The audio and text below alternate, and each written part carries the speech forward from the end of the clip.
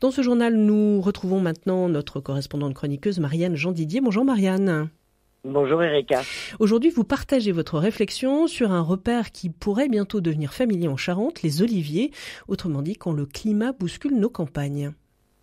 Et oui Erika, quand on pense à la Charente, on pense au cognac, aux vignes, aux tournesols, mais sûrement pas aux oliviers. Et pourtant, une réunion organisée à l'Oisellerie vient de nous montrer que l'idée fait son chemin.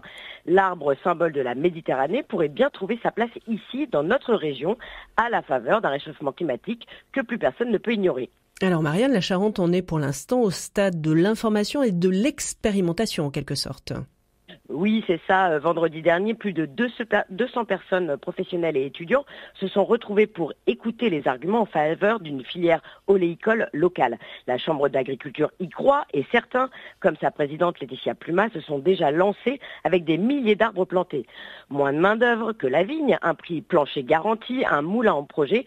Tout semble pensé pour séduire des agriculteurs en quête de diversification face à une crise du cognac et à l'incertitude climatique. Mais la prudence reste de mise, modèle économique flou pour certains, risque sanitaire encore mal connu, investissement lourd. L'olive n'est pas encore l'or vert charentais. Elle symbolise en revanche une mutation plus large, la façon dont nos territoires s'adaptent, parfois contraints, parfois avec créativité, au bouleversement climatique. Oui, parce que Marianne, la Charente et les oliviers ne sont en fait qu'un exemple des évolutions en cours quant aux productions adaptées en France à un territoire et à son climat actuel.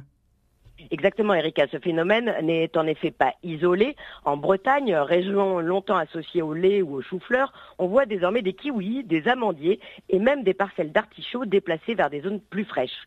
À l'inverse, dans le sud de la France, certaines cultures méditerranéennes, comme l'abricot ou la lavande, reculent, étouffées par la chaleur, la sécheresse ou de nouvelles maladies. Même la viticulture bourguignonne, pourtant enracinée depuis des siècles, doit repenser ses cépages pour survivre. Bref, d'un bout à l'autre du pays, le paysage agricole français se redessine sous nos yeux.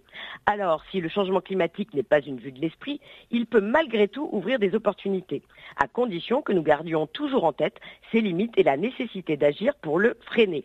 Car planter des oliviers en Charente, des kiwis en Bretagne ou des vignes en Normandie, c'est une forme d'adaptation, presque une revanche de la nature. Mais c'est aussi un signal d'alerte.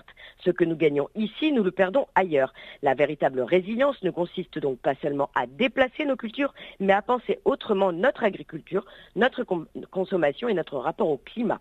Les oliviers charentais, finalement, ne sont pas qu'une curiosité agricole, ils sont aussi le symbole d'un monde qui change. Merci beaucoup à vous Marianne, on vous retrouve évidemment sur cette antenne la semaine prochaine.